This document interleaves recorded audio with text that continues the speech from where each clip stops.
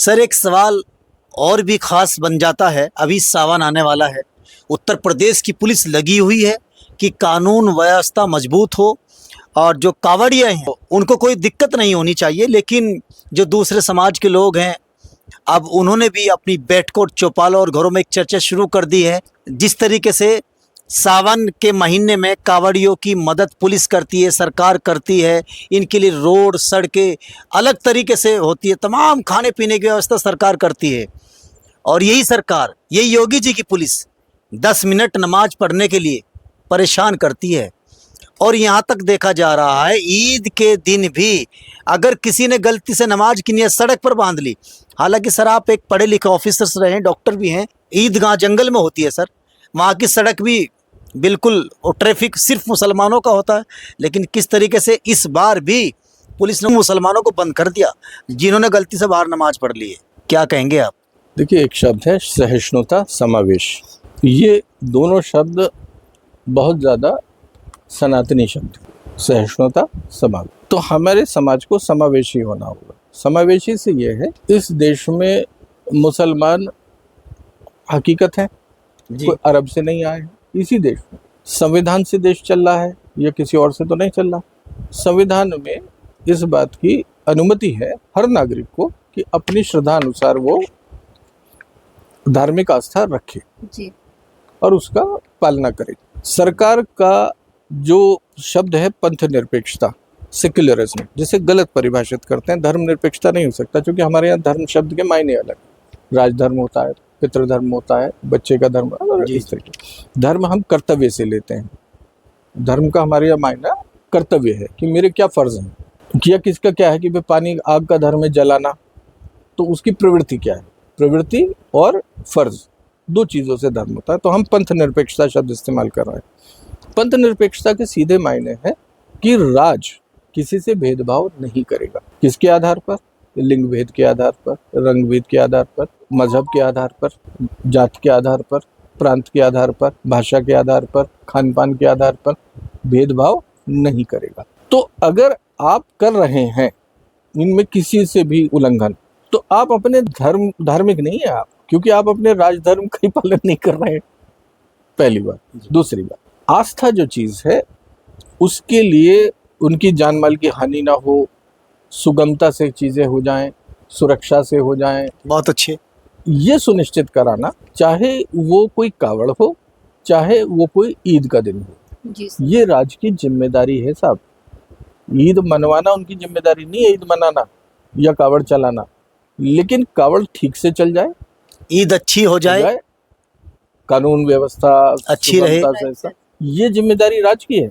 और अगर राज्य इनमें से किसी भी चीज को ढंग से नहीं करा पा रहा है तो वो अपने धर्म से फेल हो रहा है। ये बात समझनी चाहिए। ये तो आपका सीधा सीधा सवाल योगी जी से बन जाता। अरे योगी जी तो संत परंपरा के व्यक्ति हैं, उन्हें तो और भी ज्यादा इस बात को समझना चाहिए। जो जितना धार्मिक होगा, हमारे यहाँ कहते हैं, वो उतना सांप्रदायिक नहीं होगा, उतना सांप्रदायिक नहीं होगा, कम्युनल नहीं होगा जो जितना धार्मिक होगा। क्यों? क्योंकि जब वो अपने धर्म का या मजहब का पाबंद होगा, या संप्रदाय जो भी उसके कर्मकांड है, जब उसका पाबंद होगा तो उसे तो उसकी महत्ता पता है। मैं किसी पत्थर में मैं भगवान देख रहा हूँ और मेरी आस्था है, तो फिर मेरी आस्था नहीं रह जाती है, मुझे दूसरे की भी आस्था समझनी चाहिए। नास्तिक के साथ तो ये चल सकता है कि नास्तिक कहे जी मुझे तो आस्था पता ही नहीं, जो वो मान ही नहीं रहा। या एक शब्द आपके यहाँ है मुनाफिक। हाँ जी, जो किसी में भी ईमान न लावे, मौके पर पलट जावे। तो उसकी तो मैं नहीं कह रहा नास्तिक की, मुनाफिक की। और नास्तिक की कमाल की बात यह है कि आज की तारीख में नास्तिक की आस्था गजब है, और धर्म का ढोल पीटने वालों की, मजहब के ऐलान तदबीर अल्लाह अकबर करने वालों की बहुत कमजोर है। नास्तिक अपनी बात पे अडिग तो है, मतलब कहीं तो ईमान ला रहा है वो। ये मालिक तो ईमान ही नहीं ला रहा। दिक्कत तो इनसे है। ठाकुर साहब, आपने मेरे सवाल का जवाब बहुत अच्छा दिया। और आपने ये भी कहा जो धार्मिक लोग होते हैं उनको जनता के लिए और भी सॉफ्ट होना चाहिए, क्योंकि उनके धार्मिक शास्त्र, उनकी परंपरा, उनकी संस्कृति ये कहती है बिना भेदभाव से काम करो। ये उस पृष्ठभूमि से आते हैं, इनका सिलेबस ही है। योगी जी को और भी चाहिए कि वो ईद के दिन अच्छी सुरक्षा दें, अच्छी व्यवस्था दें, किसी का दिल ना दुखाएं, वो नमाज ना पढ़े, वो ईद ना मनाए, लेकिन मुसलमानों की मदद तो करें। नमाज पढ़ना ना पढ़ना, रामायण का पाठ करना ना करना सियासत का काम नहीं है। हाँ, लेकिन मदद करना, व्यवस्था लेकिन देना, सुरक्षा देना, आवाम की खुशी में शरीक होना, आवाम का खुशी का ध्यान रखना, जान माल का ध्यान रखना, उनकी ये जिम्मेदारी है। ये जिम्मेदारी फर्ज में आ गया। जैसे जी, आपके यहाँ कुछ तो फर्ज हैं, कुछ ऑप्शनल हैं, जी, मैं जी। कह रहा हूँ ये फर्ज में है। ये फर्ज में है, ये करने पड़ेंगे, अनिवार्य है। हाँ, ये क्वेश्चन बहुत optional अनिवार्य नहीं है। हाँ। अच्छा, ये आपने मुझे इंटरव्यू में कई बार ये कहा कि मुझे ठाकुर के नाम से ज्यादा ना पुकारे, लेकिन योगी जी भी राजपूत हैं और आप भी हाँ, राजपूत हैं। जी, भारतीय जनता पार्टी से उत्तर प्रदेश के अंदर ठाकुर समाज, राजपूत समाज की कनेक्टिविटी, बॉन्डिंग कैसी है? क्योंकि लोग ये कह रहे हैं कि योगी के चेहरे पर अगर सरकार 27 में आ भी गई, हो सकता हो किसी और समाज से मुख्यमंत्री बन जाए। ये बड़ा सवाल है। देखिए वो एक संत परंपरा से आते हैं, और जैसे हम फौज में आ गए तो हमारी फौज बिरादरी हो गई, हम डॉक्टर हो गए डॉक्टर बिरादरी हो, अलग प्रकार की बिरादरियां होती हैं। हम किसान हो गए तो किसान एक बिरादरी हो गई। जिस क्षत्रिय परंपरा में हम आते हैं उसका हमें फक्र है, कोई हमें वो नहीं, उसमें कोई समस्या नहीं है। भाई इतनी कुर्बानी हमारे बड़े बुजुर्गों ने दी है जिस मुल्क के लिए, और दी है। आज भी है, आज भी गरीब की मदद करता है समाज। हाँ, मतलब अगर क्षत्रिय का मतलब समझा जाए जो छत्र की तरह कायम करे, जो 36 कौमों की सुरक्षा करे, उनके हितों की सुरक्षा करे, तो इसमें कुछ भी गलत बात नहीं है। ये तो बड़ी नेक बात है, तो इसमें कोई शर्मिंदगी की बात नहीं है, ये बहुत फक्र की बात है जी। वो भी आते हैं उस परंपरा से, उस बैकग्राउंड से, ठीक है। लेकिन जब वो एक बार संत परंपरा में आ गए तो मेरा मानना है कि वो उससे ऊपर उठ जाते हैं, बिरादरी से ऊपर उठ कर। हाँ, बिरादरी ऊपर उठ जाए। हमें भी कोशिश नहीं करनी चाहिए कि उनका पाँव पकड़ करके उसी में ले आए। भाई आप समझिए, मान लीजिए मैं डॉक्टर हूँ, अब मुझे कोई बिरादरी वाला ये कहे कि भाई जो है नहीं नहीं डॉक्टर साहब तो अपनी बिरादरी का इलाज करिए जी, या कोई नेता है, हिमांशु सिंह चीफ मिनिस्टर है, प्रधानमंत्री है, वो कहे नहीं जी अपना ही करिए, नहीं, फिर वो मेरे धर्म से मुझे विरत कर रहा है। क्योंकि मेरा क्षत्रिय धर्म भी मुझे यही फर्ज की तरह मेरे ऊपर आयद है कि मैं 36 बिरादरी का करूं, चाहे डॉक्टर हूं, चाहे मैं प्रधानमंत्री हूं देश का।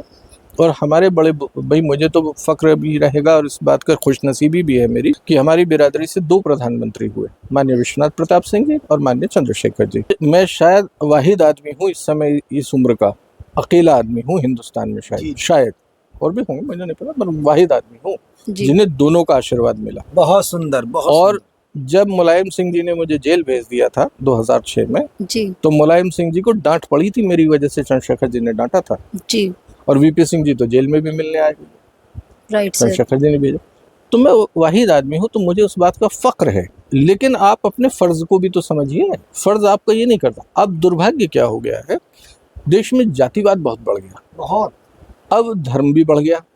अब मैं आपकी भी थोड़ी सी क्लास ले लेता हूँ जी। मियाँओं का क्या बुरा हाल है कि कोई लंपट, लुच्चा, टिकिया चोर, लुटिया चोर, चप्पल चोर सिर्फ फलानी पार्टी या फलाने आदमी को गाली दे दे, आप उस बद किरदार आदमी के किरदार को भूल करके कि चूंकि फलानी पार्टी को आदमी को हराना इसलिए जाके उस चप्पल चोर को वोट दे आते हैं। अगर आप इस्लाम के पाबंद हैं तो क्या इस्लाम ऐसे कारगुजारी की इजाजत देता है? बाइकआउट करता है सर, बाइकआउट करता है। अगर मुसलमान कोई शराब पीता है वो हराम काम करता है।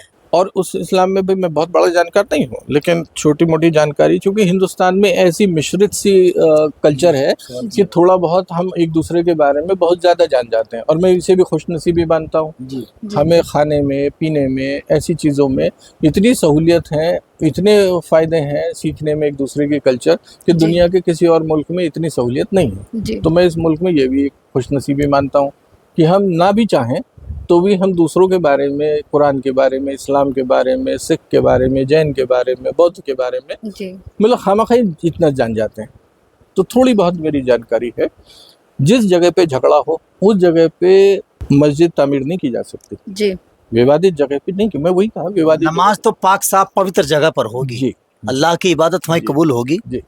तो जो सड़क वाली बात आती है, मैं उसूलन तो इस बात का सहमत हूँ कि बस सड़क पे अगर 4 लोगों को उनको दिक्कत आ रही है, वो बेचारे नाखुश हो रहे हैं, उनको दिक्कत हो रही, तो उसूलन तो मैं इस बात का सहमत हूँ कि बस सड़क पे ना करिए, ईदगाह की तरफ कराइए उसका। लेकिन उसका बंदोबस्त कौन कराएगा, मेरा सवाल। आपकी बात बहुत बढ़िया है, लेकिन ईदगाह तो सर जंगल में होती है। मैं वही अर्ज कर रहा हूँ कि उसका बंदोबस्त कौन कराएगा? सरकार जी। तो भैया बिल्कुल मैं आपके साथ हूँ कि सड़क पे मत कराइए, मैं तो बिल्कुल हूँ इसमें, चाहे सारे मियाँ नाराज हो रहे, मुझे नहीं फर्क पड़ रहा मैं कौन सी वोट मांग रहा हूँ। और मैं गलत बात पे वोट मांग के तो ये सारे ही मांग रहे हैं, फिर मैं भी यही बात करूँ तो इससे फायदे की बात कहाँ हुई, कायदे की कहाँ हुई इसमें बात?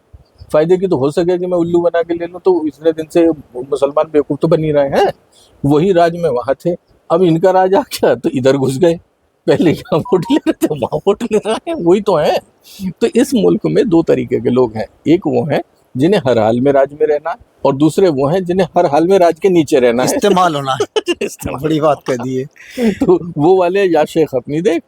आप कह रहे हैं कि इस्तेमाल हो रहा है इस देश में। मुसलमान ही नहीं इस्तेमाल हो रहा है, मुसलमान बहुत ज्यादा इस्तेमाल हो रहा है, और मुसलमान फ्यूल है। अच्छा सर, नेता तो इस तरीके के लोग हैं, आप साफ समझ लीजिए, कल अगर कलमा पढ़ने से वोट मिलने लगी तो मेरा तो पता नहीं, वो वाले सबसे पहले पढ़ लेंगे कलमा फटाक से, जी, अगर जी। वोट मिलने लगे। सर अगर योगी जी के चेहरे पर सरकार आ भी गई है 2027 में, तो फैसला दिल्ली से आएगा। योगी जी में एक अच्छी बात है कि व्यक्तिगत तौर पे वो पैसे के मामले में ईमानदार है, मतलब उनके जिसे लोग कहते हैं कि कुर्ते में जेब नहीं है। हाँ, लेकिन योगी जी पैसे के मामले में उन पे कोई आरोप नहीं है जी। ये उनके पक्ष में एक बात जाती है, और इसका उनके क्षत्रिय आने से नहीं आने से कोई लेना देना नहीं है। जी। भाई मैं काशीराम जी का भी बहुत वो रहा हूँ जी। मुरीद। चंद्रशेखर जी तो हमारे राजनीतिक गुरु रहे, जी। क्योंकि काशीराम जी जो थे उन्होंने उस कौम को खड़ा कर दिया जो बहुत ही दलित और वैसा माना जाता था, जो जिनका रोटी का ठिकाना नहीं है, नहीं, उसको मुत्तहिद करके सब मजबूत हैसियत में ला दिया, राज बना था, पूर्ण बहुमत की सरकार आई थी। तो मैं उन्हें एक बहुत बड़ा राजनीतिक विश्लेषक मानता हूँ, मैं उन्हें बहुत बेहतरीन सामाजिक उसका संगठनकर्ता मानता हूँ, और एक राजनीतिक बहुत बारीक समझ का आदमी मानता हूँ। तो मुझे इससे फ़र्क नहीं पड़ता वो किस बिरादरी से हैं। अगर चंद्रशेखर जी दलित समाज से होते, या मुसलमान होते, या मैं कह रहा हूँ पारसी होते, कोई भी होते, क्रिश्चियन होते, और ऐसे ही होते जैसे होते, तो मेरे नेता तो भी होते। बहुत राइट सर।